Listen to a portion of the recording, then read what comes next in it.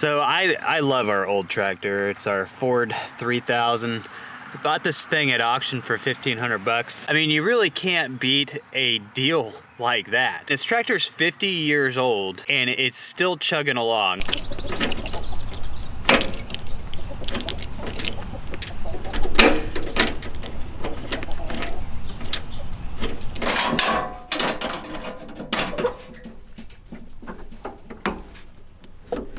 I did have a few issues with the fuel system last year, but I fixed most of them over the winter time.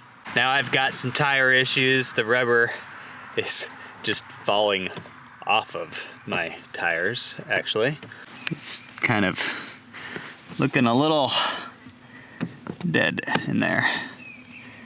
Yeah, but I can fix that. Nice thing about an old tractor like this is that it's always fixable. This looks like it's an old part of the starter, and I've got this piece here. So I took parts off this one, put it on another one. It started, I just kind of left it at that. Slide that back in. Don't worry about the back side. But if you watched my videos lately, you have seen me on a Kubota L Series tractor. And so as I get into changing out the tires on my 50-year-old tractor, I thought I'd dream a little bit about the L Series Kubota tractors with you guys and explain to you what is so great about the Kubota compact tractors when you're dealing with a tractor about this size. I mean, this is around the size of the Kubota L Series tractors. When it comes to Kubota, you know, the utility tractors, I don't think compare to your John Deeres, your International Harvesters, your Massey Fergusons, the New Hollands, but they are very good tractors when it comes to the compact tractor, the smaller tractors, the 30 to 40 horsepower tractors. And then if you get into the smaller machines, they do have a great lineup of smaller machines that can handle a lot of tasks for the small landowner. For something that acreage, you know, if you get up to around 15, 20 acres, you're gonna wanna look at the L Series, which is the standard kind of compact tractor series, because you need the horsepower, you need the implement activity. And there's only really, in that range, there's three tractors. There's the 3301, 3901, and the 4701. So those three sizes kind of give you a wide range of horsepower. The 3301 and the 3901 are very similar. The 3901 has a little bit more of a kick than the 3301. I believe the 3301 is about 33 horsepower with just over 31 horsepower out of the PTO. The 3901 is just under 38 horsepower with just over 36 power at the PTO, which thinking about it, I think that most of the implements that we operate, you could operate with the 3901. I think that the 3301, a lot of our implements would be at its max range, and I don't think that you should operate a tractor and run implements at the max range of the tractor's horsepower. It'd be better to go a little larger on the tractors, just for wear and tear purposes. Now, the 4701 has the most amount of horsepower. The 4701 has just over 47 horsepower and just under 45 horsepower on the PTO. So you could run a wide range of implements off of that one. And I think that with the 4701, you're going to have just a better selection of different types of mowers that you can use. You could get a disc mower that would operate just fine off of the 3901. It would be at the maximum range of the 3301. But on the 4701, a lot of disc mowers would be able to operate on that one, and you can get one that's comfortably within the horsepower range of that tractor, the capabilities of the tractor. Now, a tractor like this has a decent sized gas tank, but the Kubota subcompact or compact tractors, L Series, the standard tractors that they have about an 11-gallon fuel tank. And I think that that's probably about the same size as my 3000. I haven't actually calculated up to 3000, but I know I could put at least two 5-gallon cans in there before I run out on the field. The big difference is going to be the fuel efficiency. The Kubota has a fuel injection, direct fuel injection system, which allows, it actually is a very quiet motor. Actually, I thought it lacked a lot of power because it wasn't making enough noise when I started it up. But it's extremely fuel efficient, so you're going to go very far off of that tank of gas. Now the Kubota is a diesel, whereas something like this is gasoline. And in general, you tend to get a little more gas mileage out of a diesel motor than you do a gasoline motor. This old Ford that I have here is a gas hog, just like my 460 pickup truck. But overall, I would say that even with the diesel motor, the Kubota compact L Series tractors have fantastic fuel efficiency. And like I said, the motor's so quiet, I thought something was wrong with it when I rented it.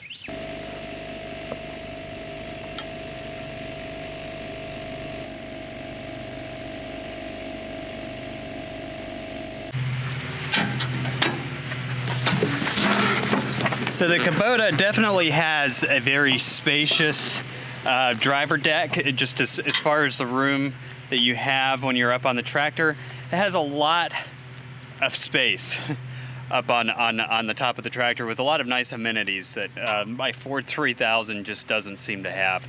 But it's a newer tractor, newer piece of equipment, very nice flashy dash that lights up. I mean, there's just a lot of benefits to that tractor that you don't get from, you know, an older piece of equipment. I don't know how that compares to a lot of other tractors, but I would say that overall the Kubota's setup for the driver is a very nice one. It's very posh compared to what I'm used to. You don't have to reach down to turn on your fuel line, that's for sure. Now the Kubota has a ropes bar, which is nice in case you roll the tractor. I've had several instances out in the fields where I felt like I was going to roll this tractor, so that sense of security is a nice thing to have. And it has power steering with a bevel steering system in the front for the four-wheel drive. And then the unique thing about that steering system is that even though you're in four-wheel drive, you have an extremely tight turning radius, which I found to be extremely useful. I liked having power steering, and I loved the fact that you can make really tight turns in that Kubota with that bevel steering system on the front end. There's chocolate.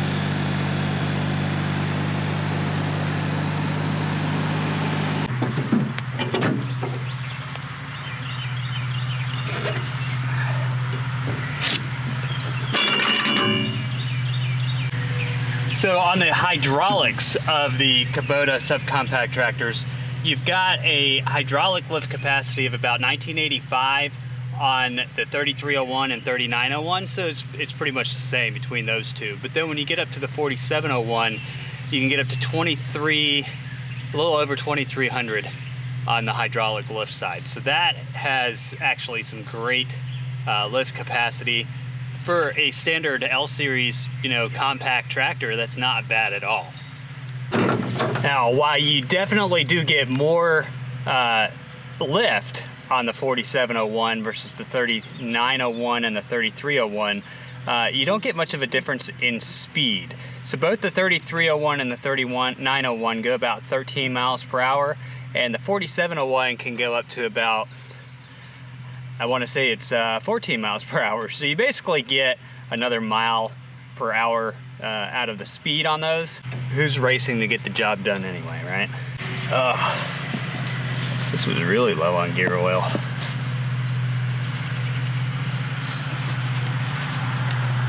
This is a House brush hog. It's a 4-footer. I got it at auction for practically nothing. So I'm not gonna complain. It was brand new when I got it. That's not good. That's not good. That's not good. And that's not good. This is loose. All right. Okay, I think I've got this thing ready to rock and roll. Gonna go mow some trails through the fields until I get around to hang so the animals can get around.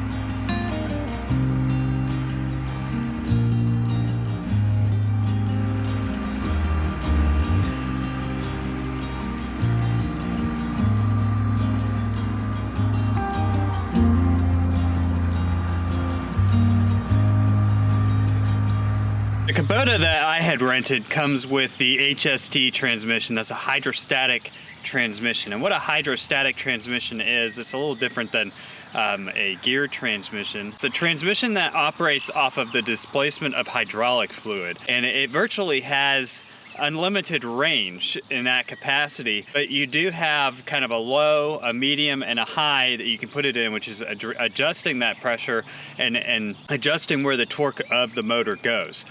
I liked the hydrostatic transmission. It took me a little bit to get used to it because I'm used to being able to just put my tractor in a lower gear and rev it up and things like that. But what I found is that the transmission itself, when I had it in high, for example, and I was trying to go up a hill, it didn't have enough power to really pull the tractor all the way up a steep hill. And so I'd have to put it down to low or medium. Once you got used to operating it, it was really a great transmission. You didn't have to do much, you know?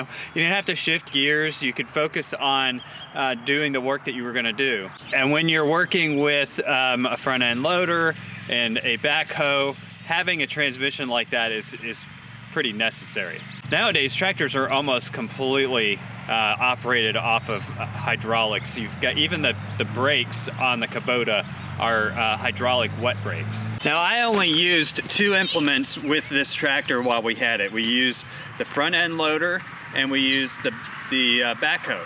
So the main reason why we rented the tractor was we needed about 60 tons of crush and run or crusher run spread this year, which is, you know, a significant amount. We did about 40 tons right here on the driveway where I'm standing. I did 10 or 20 tons back by the building that we're building, and it might have been 10 tons back there and 30 tons or 40 tons in front of the barn. So I like to spread my crush and run pretty thick, and back by the barn it's probably at least this thick, and the driveway was kind of an overspread for most of it, but the part directly behind me, kind of half of the drive, was brand new crush and run. So we put the crusher run pretty thick in the newer areas. And in the past, I had used a landscape rake on the back of our Ford 3000, and it kind of worked. If I had to do it again, I could do it again. The problem is that I got yelled at a lot because of how bumpy it was afterwards. It wasn't as smooth as I would have liked it to be. So we initially, when we decided it was time to put up our barn shop, and we decided that it was time to revitalize the driveway, we went ahead and rented that tractor for a week. And the front end loader was what I was really after. We rented it with an LA 525 front end loader, which is about the maximum size that you can have on the 3301. They do have a size up that you would be able to get on the 4701, but I believe for the 3301 and the 3901, the LA 525 is the maximum loader that you can get. And it's a pretty powerful loader. It's a great loader. I had no problems with it. Obviously, when you're doing crusher run, the best way to spread it is to back drag it, and you can get it super smooth and super flat. Our driveway right now, nobody complains about it. That's what's important to me. So with the front end loader, you you can lift it up to 94 inches high. And when you dump it, it's got about a 40-degree dump, and so I think your clearance with the dump is around 76 inches high, which is pretty high. You don't really need to go much higher than that on a farm like ours, unless you're trying to stack big bales of hay and you have a hay attachment on the front end. Maybe you'll want it to go a little higher, but for most of us, a 95-inch lift with a 76-inch dump clearance is a pretty nice size to have. And on the ground, you've got about a 64-inch reach with it. I didn't use it a lot for digging because the one that we had a backhoe on it, and I'll get to the backhoe in a minute because that was a great feature as well. The front end loader definitely had plenty of power. I used it to move some rocks, and it definitely beat moving everything by hand, which is how we've done things in the past. So I would suggest to anybody who has a tractor, get a front end loader. And if you're gonna get one of these Kubotas, if you're staying within that smaller size range of the standard, the LA 525 is a great front end loader. I had no problems doing anything I wanted to with it. Now we do have some very large rocks on our property, and I'd like to be able to move those around, and that's where a 4701 with the larger front end loader might come in handy. But again, the big differences between these are going to be your hydraulic lift. And so you've got about 1985 on the 1985 pounds of pressure on that 3301 and 3901, and you only really go up to 2300 on the 4701, which granted is 400 pounds.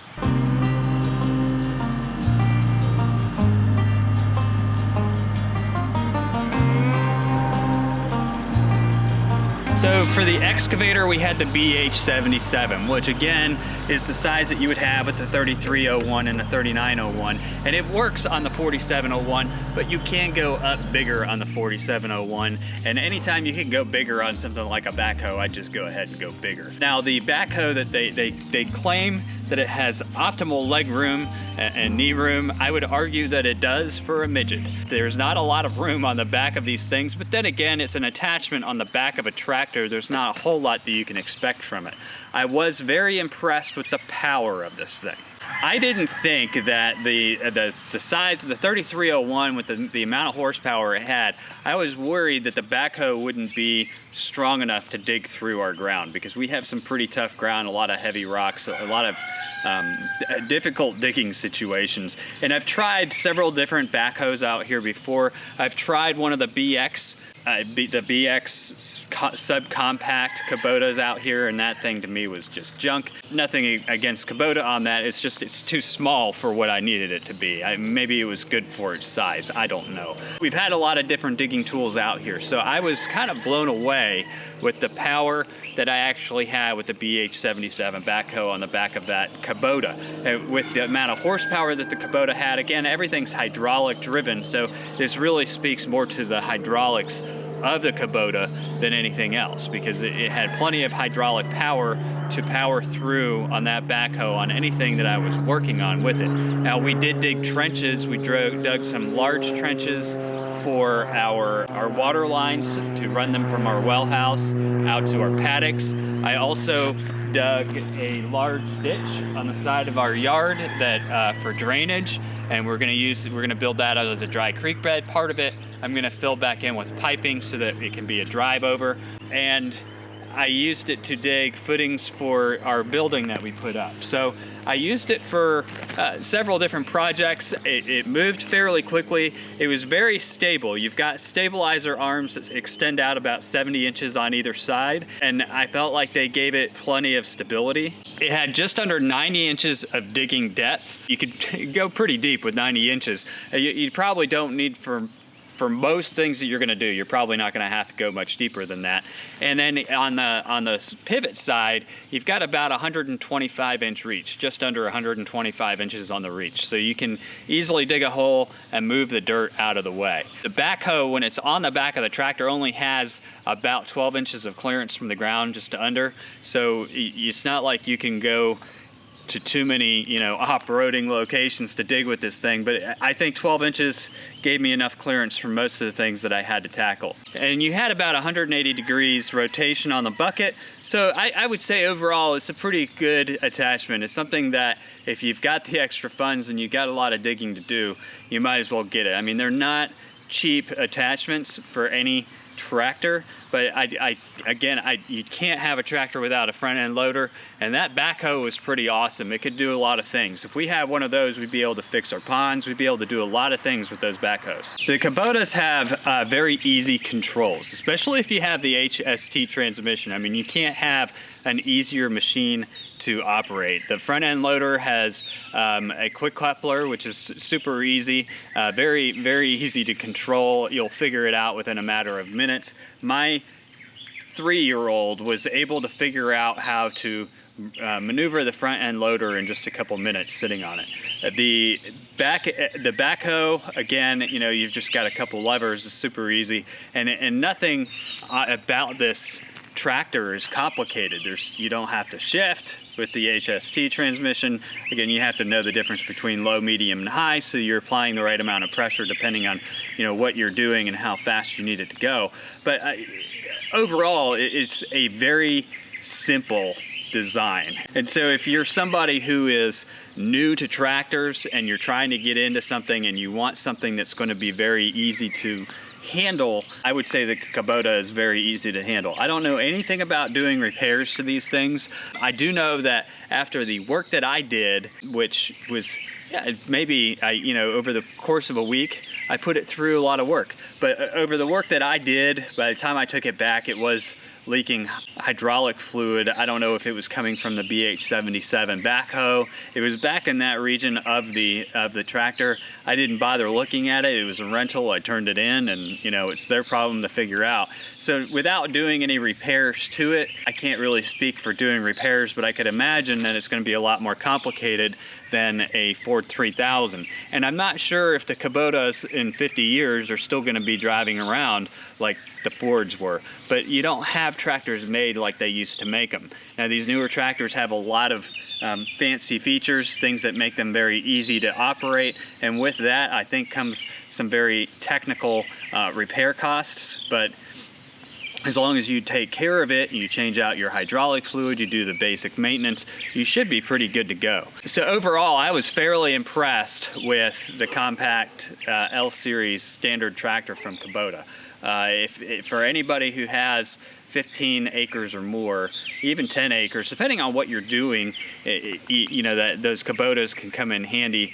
If you get up to 30 acres or more, you know, the 4701 is really going to be the minimal that you probably want to go. Gives you more options with attachments, because when you go and you buy some of these attachments, when you get balers, when you get disc mowers, those types of things, once you get over the 50 horsepower mark, you can actually find better deals on used attachments than you can in the compact arena. And I think that has something to do with just, you know, the availability of some of the compact attachments. You've got a lot more large farmers operating 50 plus horsepower tractors than you do small farmers operating these standard size tractors. So when it comes to implements, I think you've got a bigger range if you can go with the 4701 definitely over to the 3301.